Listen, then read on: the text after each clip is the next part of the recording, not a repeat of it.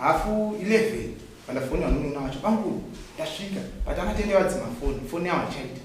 adzima foni hanzi try ini kwandikenda wacho handichanyatsa kuziva bosi padoko andati aura itinga ndifoni ndikandikaedza foni yangu yaramba kutonga watodzima foni ndakaona ita anifunga amene ndati mimiri kana amudirector ndichifambe so muchienda kumba mukasvika mumaona otherwise vaenda kumba vanenge vaona kuti time manonoka kusvika aura iti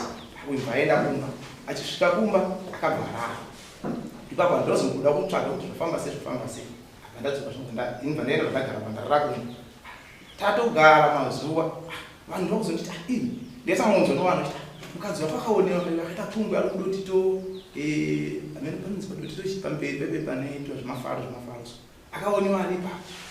uyu vanhu musikana anonzi uyu achiti kuyanza rejeseni paakauya mvatonibvunza kuti imi ndikunzvotanze madha akadzonyora kuti anzi ndikawaona dotito inini handina kumboona ndikakorewa but iyo ndikatisangana pandita reginesi ukandiona here tafara kanditi reginesi ukandiona here saka ini panguedi pandotaunimona